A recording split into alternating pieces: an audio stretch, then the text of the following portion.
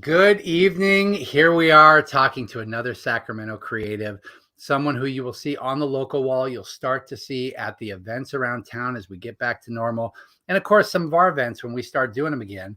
Welcome to the show, Oscar Romero, who has a new book out and is working on more books to put in your hands as well. Welcome to the show, sir.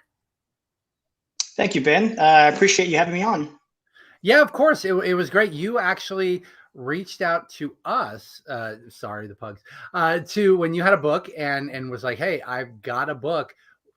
Here's a copy. Let me see what you think about it. And of course, that led to us putting books on the wall, to having you here today and wanting to know more about the process, because there are a lot of people who want to create comics. There are a lot of people doing it, but it's not easy.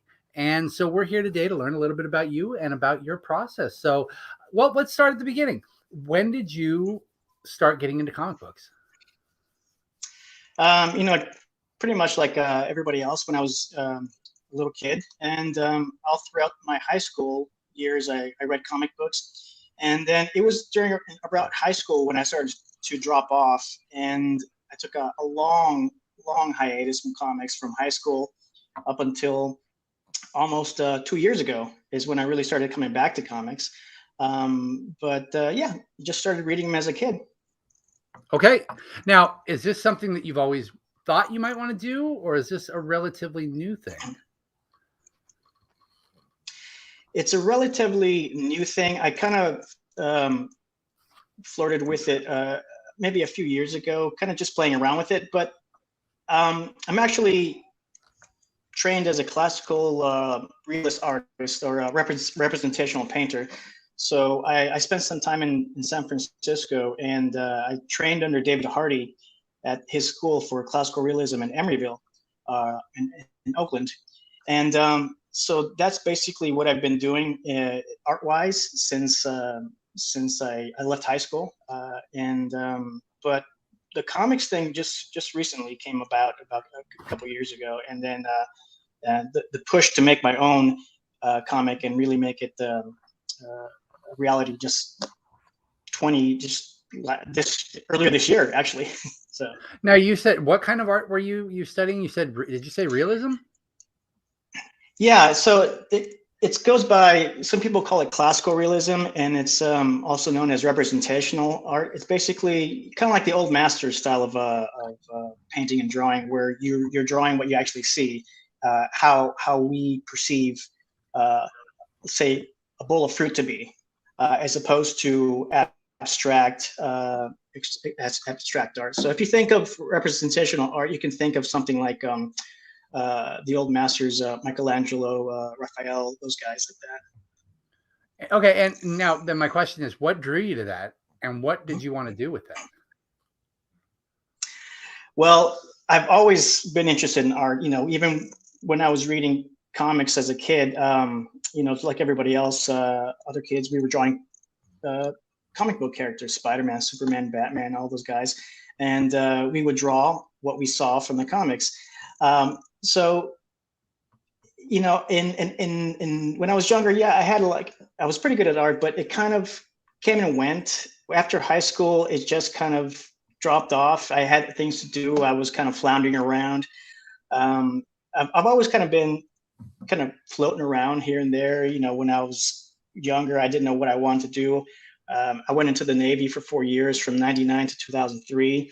And then art was still with me, but it wasn't the main focus of what I wanted to do.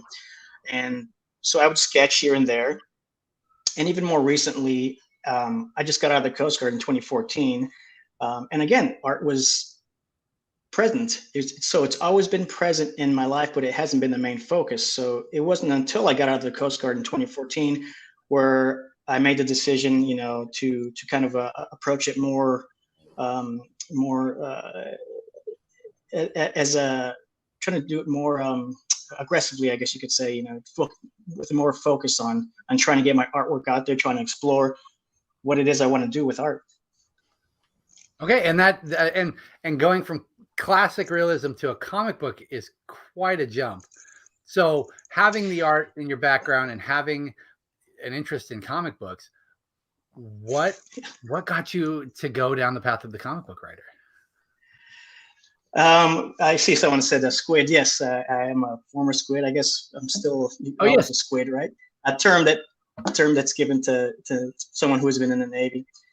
So, okay, so when I studied with David Hardy, and I really wanted to take the path of a classical realist artist, like representational figurative painter, and that was pretty intensive course because you really go and you start with the fundamentals, and it's pretty strict. You start with drawing first as a drawing program, and then you move on to the painting program once you've mastered certain aspects of drawing. And then you can approach color and learn how to use paint and the tools that come along with painting. So when we came back to Sacramento in, I think, about 2019, because you spent about a year and a half in France, and so we came back to Sacramento, I started painting again and trying to get my my paintings in galleries. And then, like everybody else, everything was pretty much, our lives were on lockdown from the pandemic. So between homeschooling my kids and then just being locked down, and I began to have less and less time to paint. So I decided to experiment with ink. So ink is, for me, it's like, it was pretty good because it's easier to start and stop an ink project. It's easier to clean up, and it's easier to because once the kids get into oil paint, it's a big mess. So I can start and stop a project with ink a lot faster than I can with oil paints. So I did that, and just kind of seeing what I can do with ink, with the tools, the traditional tools you have that we used, to make ink drawings. And then I started to experiment with other tools as well. So then, being locked down, you start to watch a lot of videos because you can't go anywhere, so you have to entertain yourself. So you binge watch and you start to watch YouTube videos. And so I found a channel called Cartoonist Kayfabe, and I don't know if you're familiar with Cartoonist Kayfabe. Yes, most definitely. But yeah. So I started watching them because they had videos on Wizard magazine. They would go really in depth in the Wizard magazine, and I said, "Whoa, this is stuff I used to read when I was a kid," and this is brought back a lot, a lot of nostalgia, right?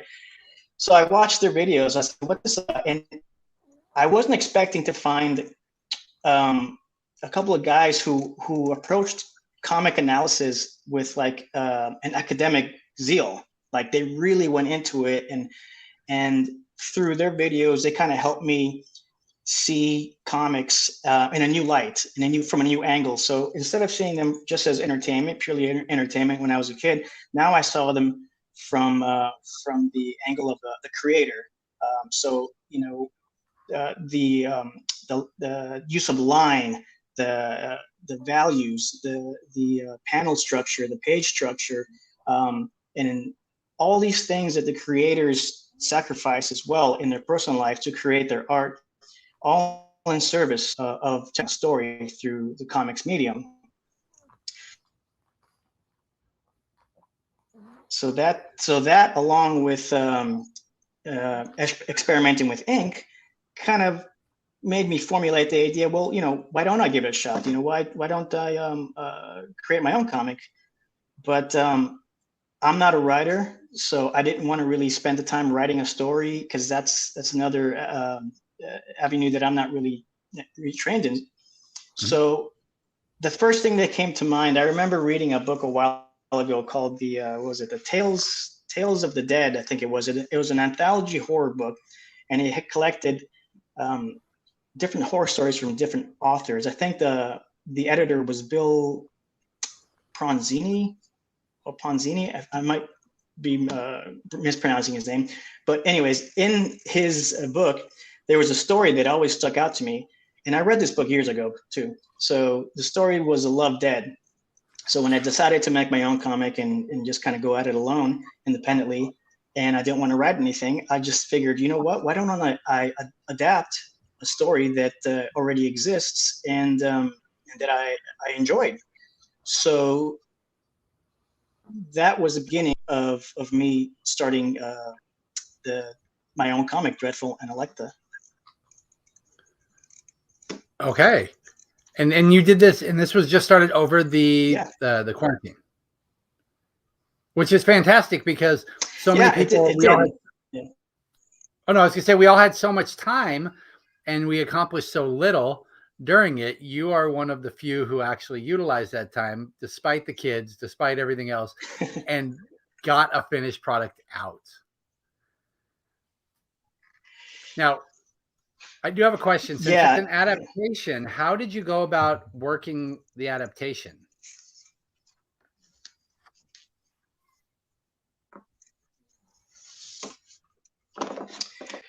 That was a big learning curve. Like everything about this whole project is learning for me, you know, from adapting the story to actually making the comic and printing it, setting up the files.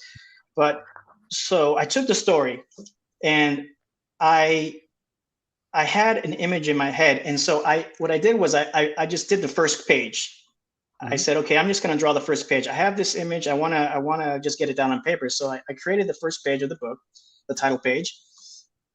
And then I thought to myself, well, I better, you know, do my due diligence because I don't want to get sued, but creating something and trying to putting it out and then getting sued because someone has holder. I looked up the copyright holder and it was the author, C.M. Eddy Jr.'s grandson.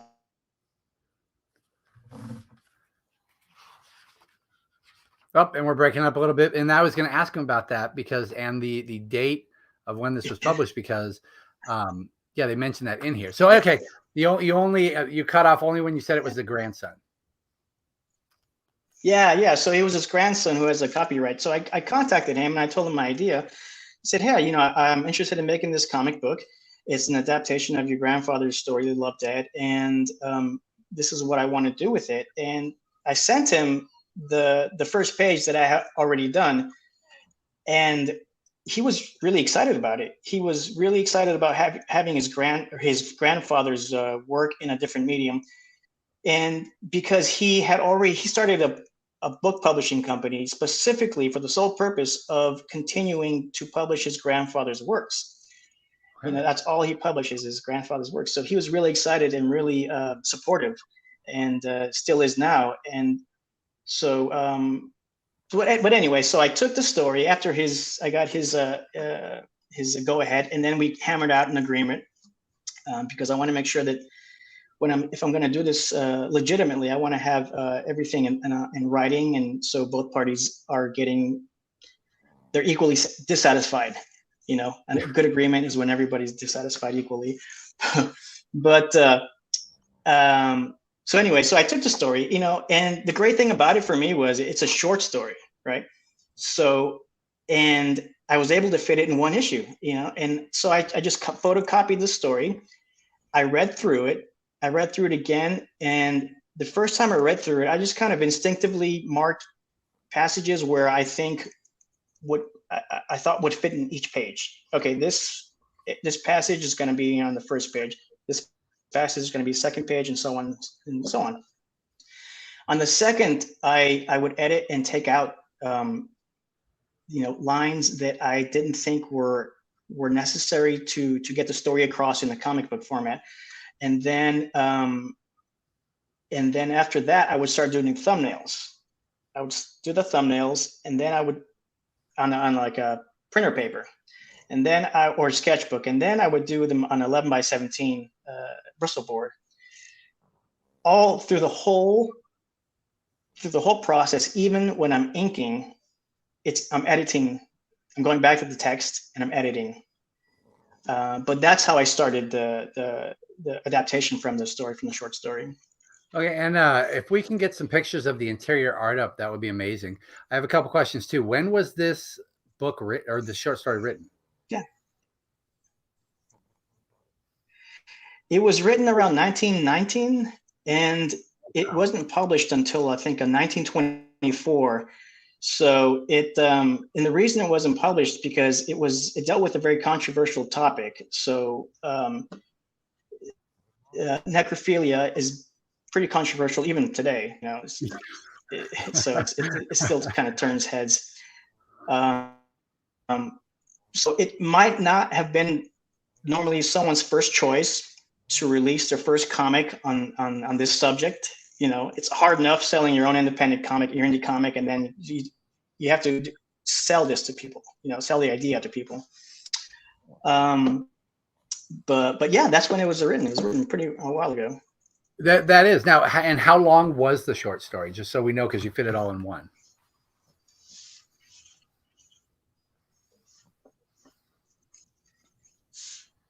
I'm sorry, say again. Oh, how long was the short story? You were able to fit the whole thing in one issue, which is impressive. Yeah. It's I don't recall the exact page count, but the first read through it ended up coming out to maybe 32 pages.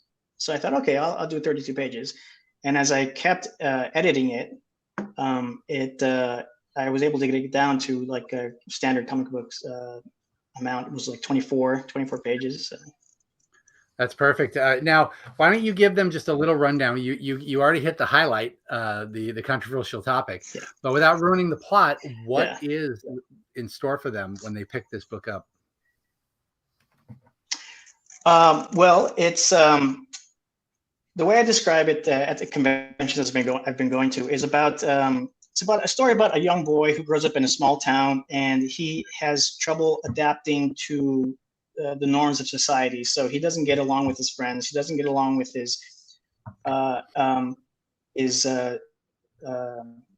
town.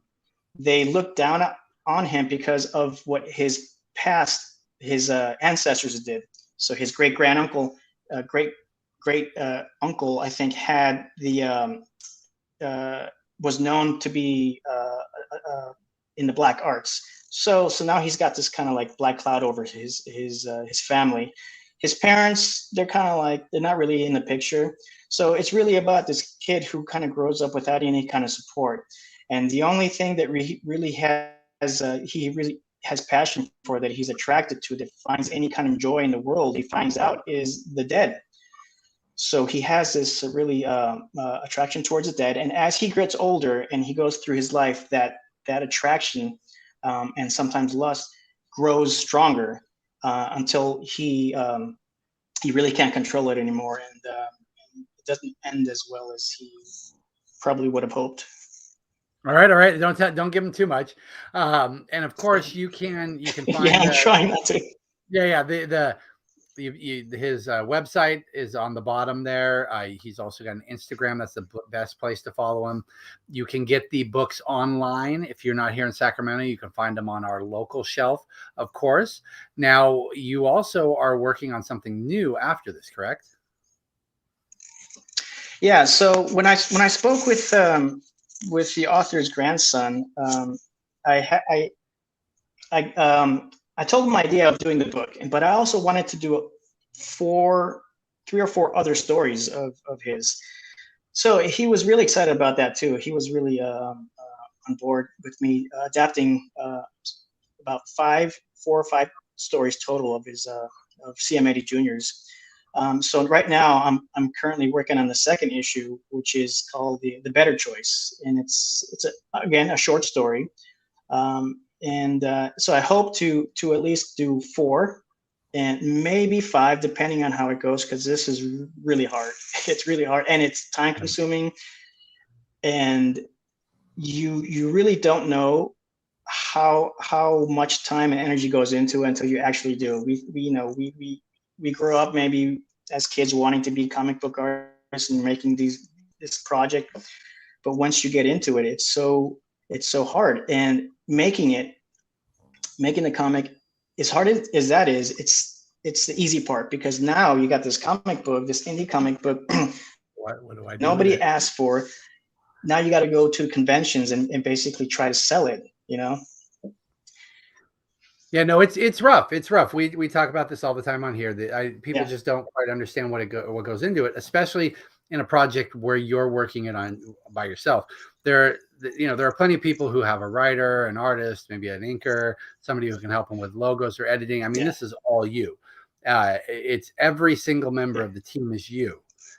And what I found absolutely fascinating is you said you wanted to focus on the art side and you didn't want to do the writing. But I feel like you took the hardest approach to writing because you had to adapt and edit and appease people for a script that was already out there. Yeah. At first I thought, oh, this is easy. It's already written for me. And then as I got into it, I was like, wait a minute, there's probably fans, even though it's kind of a story that's not really well known from an author that's not well known. There is a fan base, and I found out that it's bigger than I thought. So when I started promoting it on social media, people were getting, they were giving me good feedback and saying, oh yeah, I loved it. I know this, I know that. But it's really it's really not. It's not easy. Some of the challenges I faced too, coming from a representational painter aspect to comic book, I found out that, okay, just because you can draw representationally, I can draw a figure that looks realistic. Doesn't mean it's going to translate into the sequential format. That is a completely different monster, So I had to get over myself in that aspect, and so I had to approach it from focusing on storytelling, not trying to get fancy with the panel borders, the panel layout, the page layouts. So if you flip through it, most of the stuff there is pretty much square panels, just nothing fancy going on, because I really wanted to focus on having the story be clear and staying true to the original prose. So those are just some of the obstacles I faced coming from a representational painter side to the comic book side there. Well, you got it done, and you're moving on to the next one, so you must be happy. Yeah. Each issue is going to be something new you can learn and something that you can do better on the following. It's just the way it is, right? With everything. So when I don't think you have we're not even going to ask when the next one's going to be coming out because you've got a lot on your plate, but will people be able to see you at any cons coming up here in the end of the year or the beginning of the new year to see the book?